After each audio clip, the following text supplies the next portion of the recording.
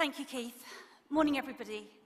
At last year's conference, I touched on the Minimum Energy Efficiency Standards, otherwise known as MEES. Now, we've now got less than 9 months to go before the MEES regulations kick in, and so I thought it's a good opportunity to look at these regulations in a bit more detail with you and consider how they're going to affect you, whether you are a landlord or whether you are a tenant. So firstly, a quick recap. The MEES regulations prescribe a minimum level of energy performance certificate rating for all privately rented commercial and residential property. And that minimum level is currently a rating of E on an EPC certificate. Now, I'm just going to focus on commercial properties this morning. And under the regulations, private sector landlords of commercial property will be unable to grant new leases of property with EPC ratings of F and G, except in very limited circumstances. Now, the regulations are being implemented in 2 phases. The first phase begins on the 1st of April 2018, and from this date, where a landlord grants any new commercial lease, and this includes a lease renewal, the property must have at least an E rating on an EPC certificate. So any property with an F or G rating will be substandard, and this means that from the 1st of April, a landlord won't be able to let the property, a tenant won't be able to sublet the property, and the value of a landlord's interest in the property may be significantly reduced. Now, the second phase begins on the 1st of April 2023, and from this date, all privately rented commercial property with an EPC must have an EPC rating E. This includes property where you've got an existing lease with an existing tenant already in occupation of the property. And so after 1st of April 2023, a landlord won't be able to continue to let that property unless it achieves the minimum E rating. Now, a landlord can register for specific exemptions, and the MEES regulations don't apply to short-term lettings of less than 6 months or very long-term leases which exceed 99 years. Also, the MEES regulations don't apply where a property doesn't currently require an EPC under the current regulations. The financial penalties that a landlord could face for non-compliance with the MEES regulations are severe and could be as much as £150,000. So fundamentally, MEES are a landlord problem. The statutory obligation to comply with the regulations and the risk of financial penalties for non-compliance fall on them, not the tenant. However, landlords will try to shift the practical and financial burden of MEES compliance onto a tenant. So in reality, it's actually an issue for both parties. Potentially, there's a big problem with the roughly 47% or so of properties which are currently E or D rated. Now, EPCs were first required for commercial property back in 2008. But at that time, the creation of EPCs was in its infancy, both in terms of the software used for the assessments and the scrutiny applied to the assessments themselves. 2 fundamental things have changed since then. The technology, training, and regulation of EPC assessment has become far more refined, which has resulted in the process of EPC assessments being far more accurate and detailed. And also, the efficiency requirements of buildings and their services have enhanced significantly since 2008. And so, the combination of these 2 factors has been shown to result in EPCs on the same property dropping by as much as 2 ratings when a new EPC is created. And so, as a landlord, where you might consider D and E rated properties in your portfolio to be safe, if an up-to-date EPC were to be carried out, it's possible that these properties could be downgraded to an F or a G.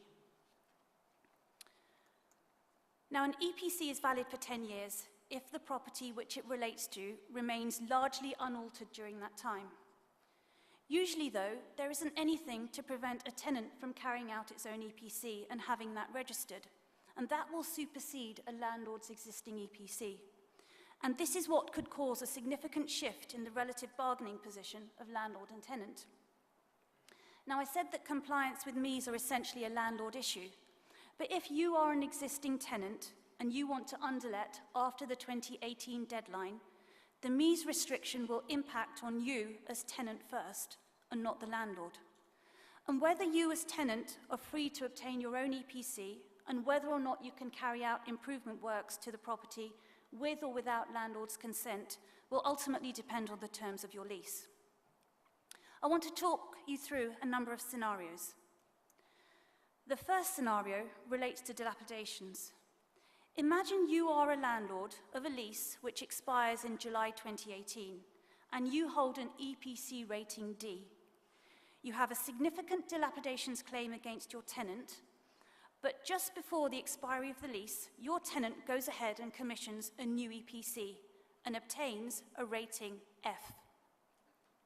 Well, as landlord, you now can't lawfully let the property, and the tenant has a pretty strong argument that the dilapidations claim is diminished as the works to comply with the MEES regulations supersede any works the tenant may be liable for. So as landlord, you are left with an unlettable property, a property in disrepair, and with little or no dilapidations claim. Obviously, as landlord, you're going to try to argue that although extensive works may now be required to bring the property up to MEES compliance standard in order to relet, this doesn't prevent the landlord from recovering the underlying costs of repair to deal with the disrepair. So you can see how dilapidations and reinstatement could become an extremely contentious subject. The next scenario relates to rent review. If you are the landlord of an existing lease of property with a current EPC rating of F or G, and you have a rent review after the 1st of April 2018, your tenant could argue that the willing landlord cannot let the hypothetical property because this would be unlawful under the MEES regulations. Their argument being that the market value is zero, as there is no market for the property, as it can't be lawfully let. On top of that, they could even try to argue that if energy efficiency improvements need to be made, then this would lead to a period of disruption for the tenant. And so a hypothetical tenant would require a rent-free period and/or a rent reduction, as they wouldn't be able to occupy the property from the start of the hypothetical term.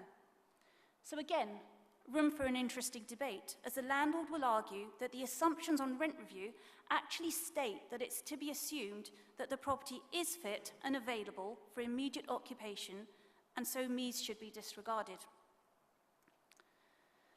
The last scenario I want to talk to you about relates to lease renewals. So imagine you have an existing tenant who took up occupation under a lease granted inside the Landlord and Tenant Act 1954. This means he has a statutory right to renew the lease at the end of the term. And at the date the lease was granted, the property had an EPC rating of F. Subsequently, the tenant carries out fit-out works, which could include the installation of new air conditioning, heating, and lighting. And after completion of the fit-out, the tenant goes ahead and commissions a new EPC. The EPC shows that the tenant's energy efficiency works have improved the EPC rating to a D. Now fast forward to after 1st of April 2018, when the parties are negotiating a lease renewal. Well, under the 54 Act, the tenant's improvements are to be disregarded for the purposes of determining the new rent on renewal, unless carried out under an obligation to the landlord.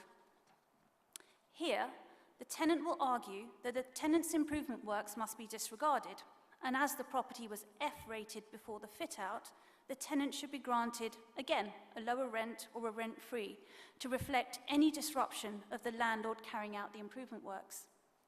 The landlord's counter-argument being that the rent valuation under the 54 Act requires the actual property to be valued, and therefore, at the valuation date, the property does have a MEES-compliant rating as the works have been completed.